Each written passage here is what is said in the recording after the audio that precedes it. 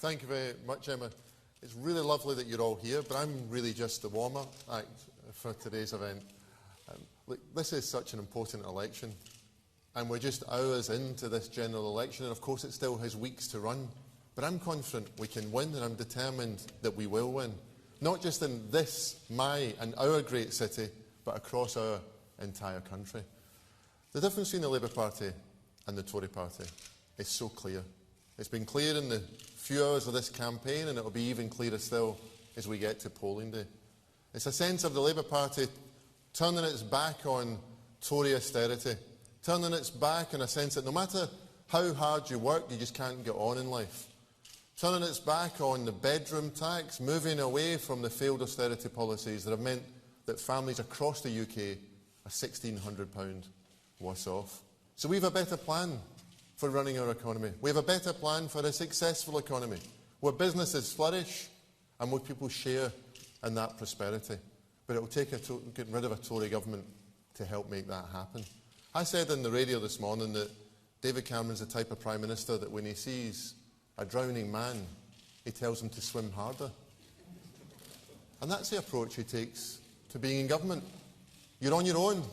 Try harder, work harder, nothing to do with me, not my responsibility. I'll leave you to go on with it. Well, Scotland can't have a government like that. We can't have a government that allows food banks to grow in the way that they have done. In the past few days, it's been confirmed that Scotland now officially has its 50th Trussell Trust food bank. 22,000 children in Scotland have been fed by charity. Many of their mums and dads go out to work. We have to end an economy. We have to move away from a government where mums and dads go out to work, and on the way home from work, they figure out where they'll get food parcels to feed their children.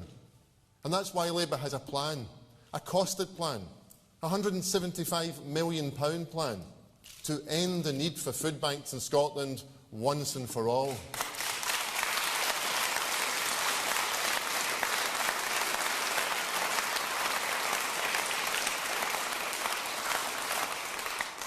We'll also increase the minimum wage to above £8 an hour. We'll abolish the bedroom tax. That's the world of a difference between a Labour government and a Tory government.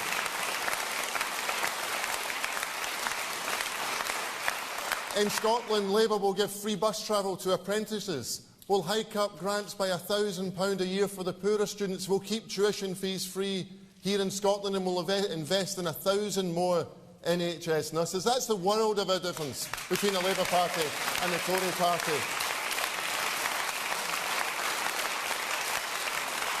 And in this election, we're asking you to vote. We're asking the people of Glasgow, the people of Scotland, to vote, yes, for an end to the austerity, but also to vote for the only party that can end David Cameron's tenure in Downing Street.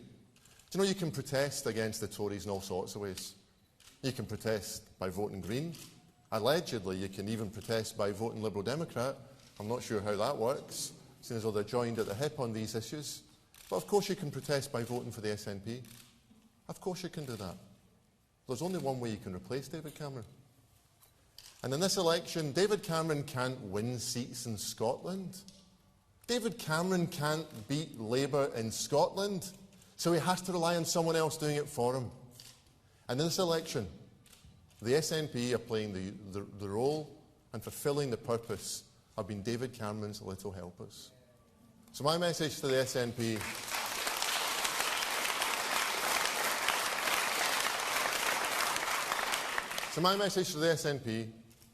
is that the dispute between Labour and the SNP is next year's election for the Scottish Parliament. That's a two-horse race between Labour and the SNP. This May, the two-horse race is between Labour and the Tories. Only Labour's big enough, only Labour's strong enough to beat David Cameron and his out-of-touch government. Let's get on and do that. Let's have the confidence in our ideas. Let's have a belief in our passion.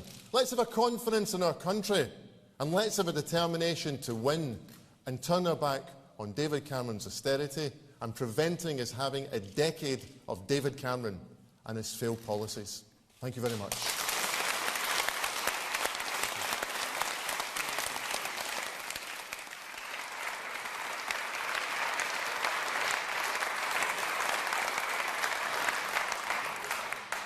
Thank you, Jim.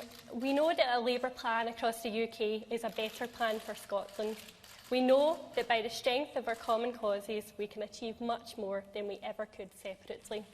We know that by pooling and sharing our resources across the UK, we can protect public services like the NHS and deliver more opportunities for our young people, regardless of whether they are at university, college, in an apprenticeship or working.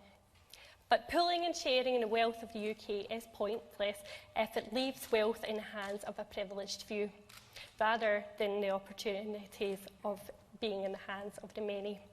That's why the next budget is so vital for Scotland and working people across the UK. It will be a Labour budget, and our next speaker will deliver it. Ladies and gentlemen, the next Chancellor of the Exchequer, Ed Balls.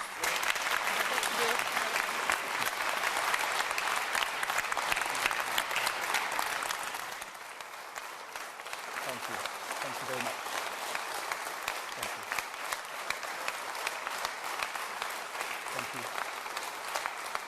Thank you very much to all of you for coming along today. Thank you to Emma for that introduction. Thank you to Jim for his leadership in Scotland and to Gordon for his leadership in this wonderful, fabulous, dynamic city of Glasgow. And we're meeting here just 3 days in to what is set to be one of the closest and most important general elections we've seen for very many years, probably in my lifetime. And at the heart of this election is a big choice. And it's important we debate the choice we face and start doing so now, rather than waiting until polling day. Just a few weeks ago, when she gave a lecture in London, the SNP leader Nicola Sturgeon was right to demand an open debate about what are the different economic and fiscal approaches of the different parties. I agree with her.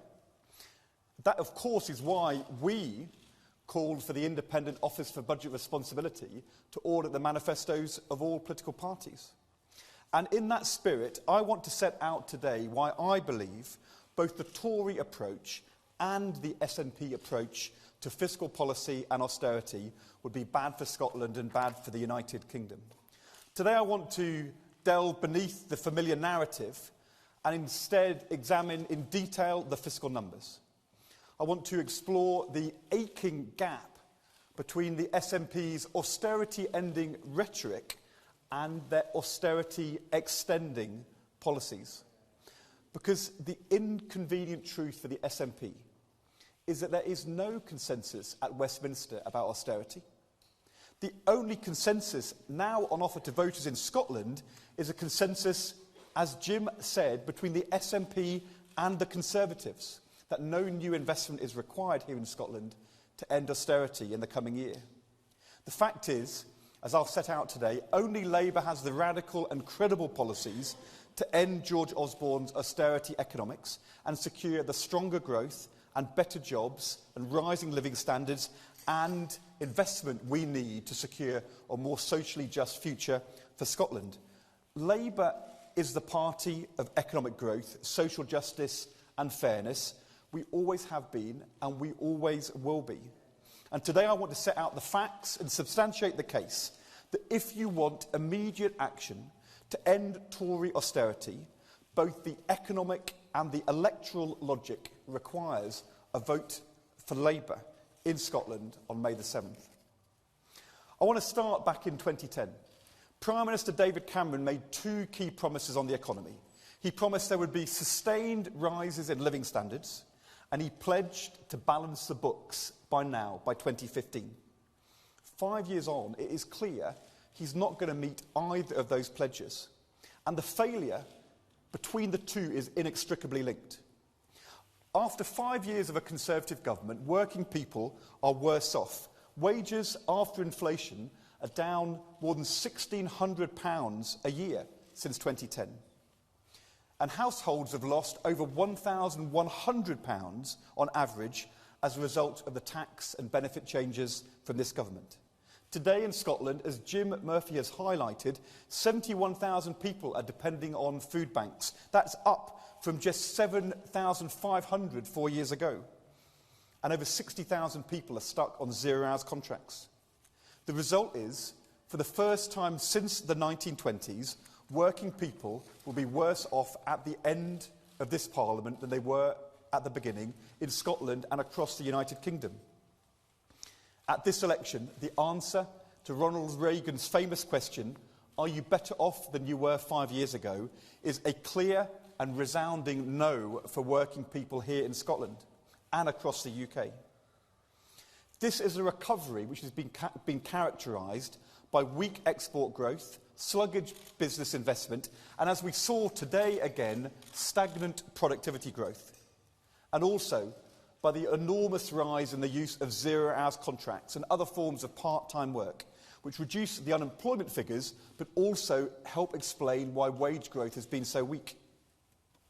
All of that explains why, across Scotland, across the UK, when you ask people, is there a recovery? On the doorstep, people say, well, there may be a recovery for somebody, but it's not a recovery for me, for my family, for our community.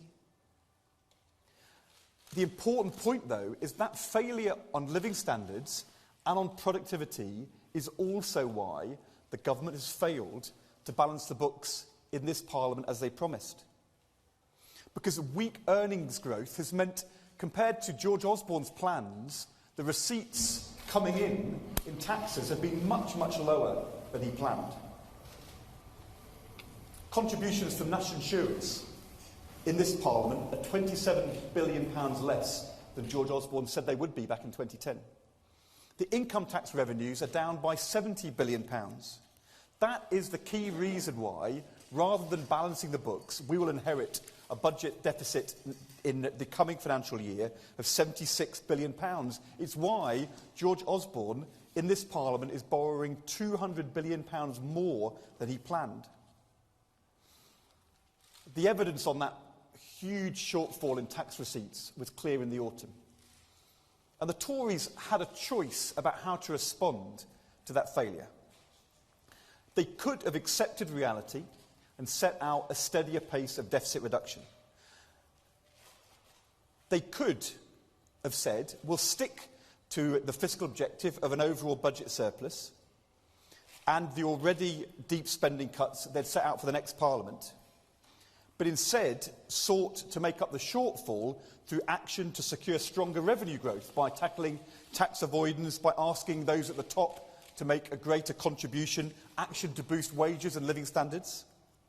But instead, they decided to stick to the Chancellor's fiscal objective of a big overall budget surplus and instead make up all the shortfall through even deeper cuts to public spending. It was a genuine strategic choice. It was a political choice and an economic choice. And the Chancellor chose to do it all through bigger spending cuts. Not only to stick doggedly to his fiscal goals, but dogmatically to seek to close the gap in his revenue forecasts for tax revenues entirely through even deeper public spending cuts than he was planning before. He chose to continue with the same austerity economics in the next Parliament that has failed him in this Parliament, to try and plug the gap with even deeper spending cuts in the next Parliament, in the mistaken belief that somehow cutting the size of the state, cutting public spending, will somehow make the economy stronger and bring in the tax revenues he's failed to secure in this Parliament. And in the last budget, George Osborne confirmed the government's plans for the next Parliament. He confirmed spending cuts which, according to the Independent Office for Budget Responsibility, mean a sharp acceleration in cuts to public spending. Deeper spending cuts in the next 3 years than we've seen in the last 5 years. That's the Osborne plan. Cuts which go beyond balancing the books and aim for an overall budget surplus by 2018-19. And to deliver this goal, the Chancellor set out tax and spending plans which will, in fact, take day-to-day spending on core government services to a lower share of national income than in any year since 1938, before we even had a National Health Service. And then compounding that huge problem those huge spending cuts, the Tories have also committed to make tax cuts in the next Parliament. Unlike our plans, the Tory plans for tax cuts are entirely unfunded. The only stipulation the Tories have made is that in order not to disrupt the Tories' plans on the deficit, they should be paid for by additional cuts in public spending. So therefore, on top of even deeper cuts in the next 3 years than the last 5, they've also got to find another £10 billion in spending cuts to pay for unfunded tax cuts. The impact of these cuts will be extreme and risky and dangerous across the whole of the United Kingdom. Extreme and risky cuts to policing, to defence, to social care, even deeper in the next Parliament than what we've seen so far. Defence cuts at a time when there is such instability on Russia's borders, the Middle East is in turmoil, and the jihadist threat from Africa is growing, and also with a knock-on effect on security and jobs here in Scotland as well. And also, alongside that, George Osborne's planning a further £12 billion in welfare cuts. Although he says he won't tell us until after the general election where these welfare cuts are going to fall. There was a leaked document at the weekend from the Department of Work and Pensions which said it could mean cuts to disability benefits or scrapping industrial injuries compensation, or instead, George Osborne's preferred option, even deeper cuts to tax credits. The fact is, the Tory track record on welfare is clear. They don't tackle the underlying causes of rising social security spending, like low pay or a lack of affordable housing. Instead, they make unfair choices, cutting tax credits, which have already reduced the incomes of 250,000 working families here in Scotland. The reality is, as well as welfare cuts for people in Scotland, the impact on public spending in Scotland will be stark. Based on what happened in this Parliament, we can estimate that more than £1.5 billion a year will be cut from the Scottish Government grant by 2018 under these extreme Tory plans. So the agenda is clear. Deeper spending cuts in the next 3 years than the last 5 years. Ideological spending cuts which go beyond balancing the books. We all know what is likely to come in the end for the Conservatives as night follows day, another rise in VAT and cuts to the National Health Service. So that's the choice.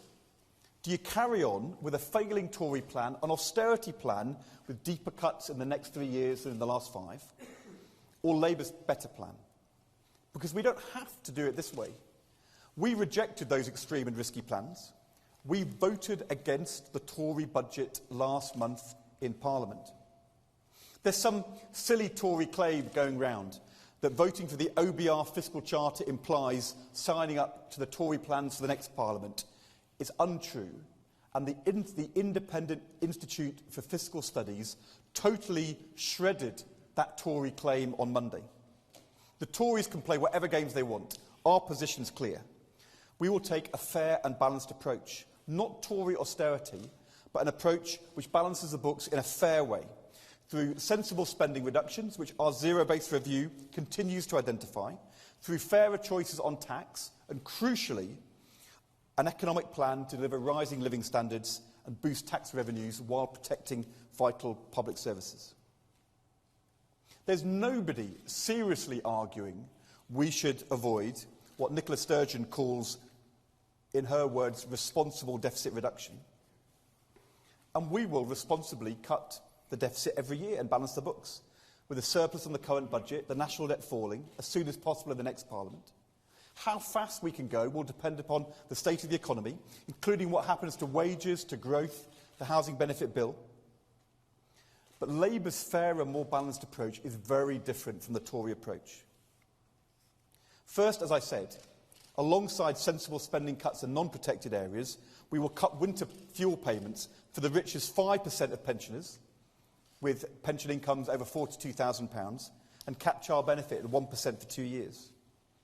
As I said, our zero-based review is examining where we can find savings by cutting out waste and efficiency, while at the same time safeguarding vital public services upon which people and businesses depend. We've already published 11 interim reports finding those savings and efficiencies. But we will make fairer choices on taxation. So we will reverse this government's £3 billion a year tax cut for the top 1% of earners. We will put the 50p tax rate up to 50p for anybody earning over £150,000. And third, our plan will deliver the rising living standards and stronger growth, which is the only way to ensure we can avoid the mistakes George Osborne's made in this Parliament. So we will increase the minimum wage to £8 before 2020 and give tax breaks to firms paying the living wage.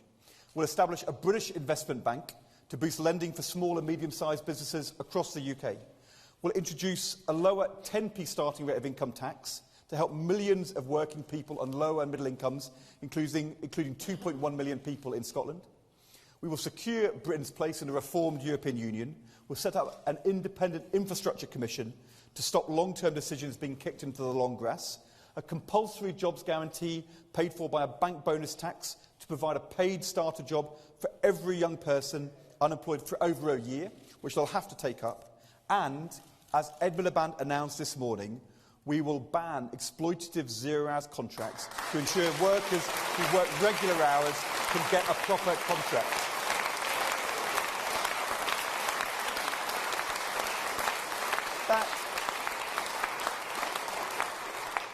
That adds up to a better plan, a more balanced plan for jobs and growth.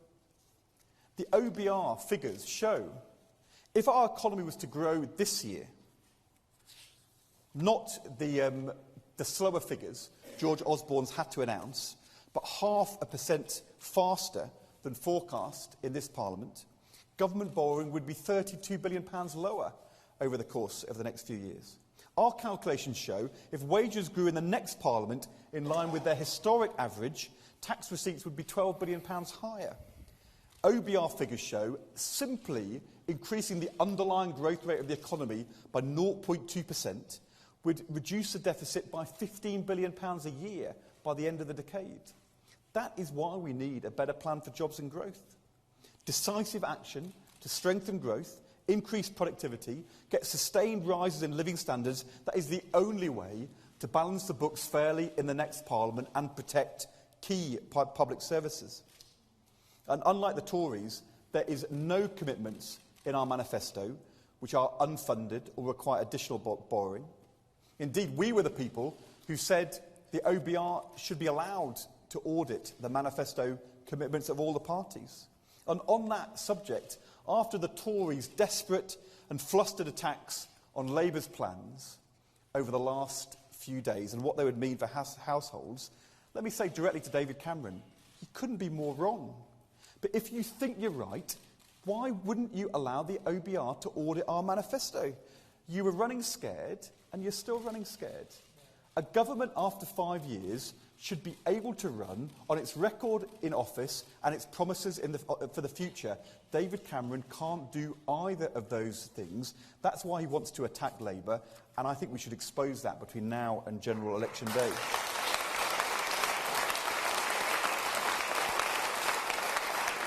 So that is the choice between an extreme and risky plan under the Tories, bigger spending cuts in the next 3 years than the last 5, which would do huge damage to public services, or a tough, balanced and fair plan to deliver rising living standards and get the deficit down with Labour. It's a better plan for the UK. I believe this is a better plan to deliver social justice and safeguard vital public services here in Scotland. Our tough but balanced plan, set out in our fiscal pledge, means we can do all of this not through increased borrowing, but instead through fair tax changes.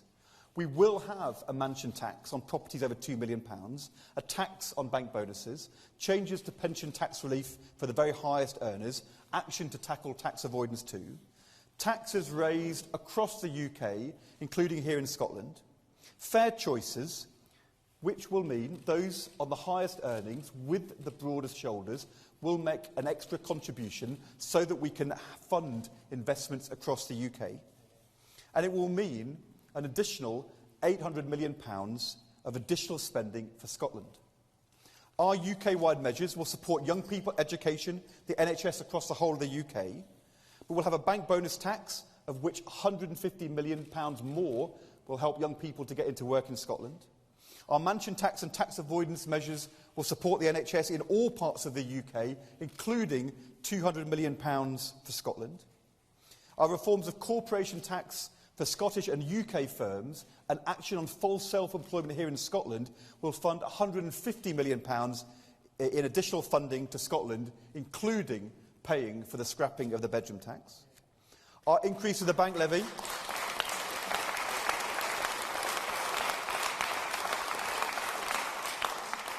scrapping of the bedroom tax, which should have happened here in Scotland years ago, let's be honest.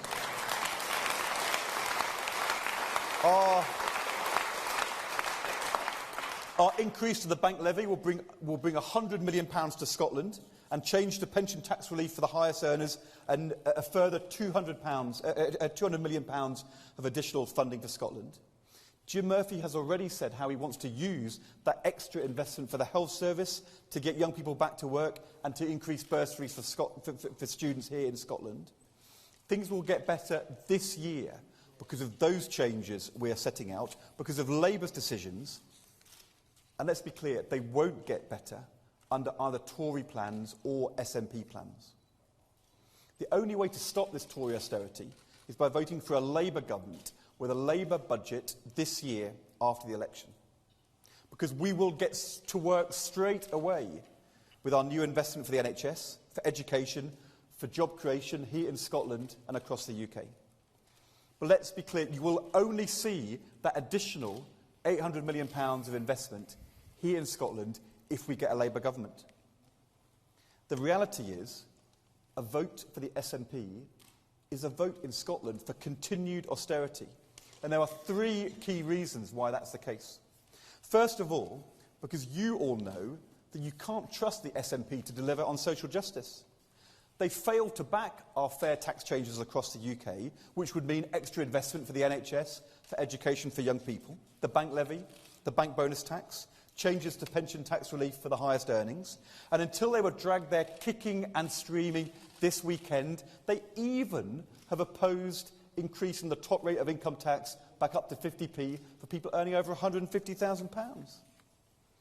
And to make matters worse, as Gordon Brown revealed on Monday, and as the Independent National Institute has confirmed, despite all their public demands to end Tory austerity, Scottish Government documents confirm the SNP have publicly committed themselves in exchanges between the Scottish Government and the UK Treasury to a zero rise in public spending in Scotland in 2015-16. The fact is, you can't trust the SNP on social justice because the spin doesn't match the reality. Whether it's voting against the living wage, their cuts to college places, their plans to scrap the block grant, the central mission of the SNP has never been about making Scotland a fairer place to live. That has always been the historic mission of the Labour Party. And I think working people in Scotland should judge the SNP by their record, not their rhetoric. It's the next Labour government who will introduce early legislation to ban zero-hours contracts for employees, a new legal right for a regular contract that will apply to workers after just 12 weeks, and it is Labour who in government will introduce the higher minimum wage that we promised. But there's a second reason why I vote for the SNP as a vote for more austerity. It's because they remain wedded to a fiscal approach for Scotland, fiscal autonomy within the UK, which rejects the pooling and sharing of resources across the United Kingdom. That doesn't just mean scrapping the Barnett formula, damaging though that would be. Fiscal autonomy within the UK makes it impossible for the SNP to end austerity in Scotland. The SNP's proposals would cost Scotland billions of pounds. In fact, according to the Independent Institute for Fiscal Studies, in their report following the recent budget, the SNP's plans for Scotland would mean a further £7.6 billion of spending cuts or tax rises. That would have a hugely damaging effect on living standards and public services here in Scotland. When the SNP leader made the speech in Scotland, making a great play of opposing austerity, the SNP were calling for more spending, but the extra austerity that would be required if the SNP get their way on fiscal autonomy within the UK would more than wipe out any increase in spending in Scotland. Quite simply, the SNP's sums don't add up. If they got their way, there would be more austerity, not less, a 12% cut in all spending in Scotland, including spending on pensions and benefits. And of course, there's a third reason why a vote for the SNP is a vote for more austerity, because a vote for the SNP in Scotland makes it more likely David Cameron and George Osborne will stay in Downing Street. That is the choice Scottish voters are going to face. Every vote in this election for the SNP that might allow the Tories back in is a vote for continuing austerity in Scotland. So that's 3 reasons why a vote for the SNP is a vote for continued austerity. 3 reasons why on the economy their sums don't add up. 3 reasons why we need to return a Labour government, because the only way to act immediately on food banks that tens of thousands of Scots are forced to visit every week, the only way to get rid of the bedroom tax straight after the next election is to vote Labour. The fact is, the biggest lie in this general election campaign is the claim that the SNP are the anti-austerity party, when the truth is the SNP are the extend austerity party.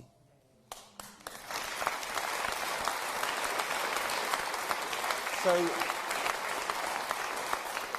when the SNP call for a transparent debate about alternative fiscal plans, that's what they've got.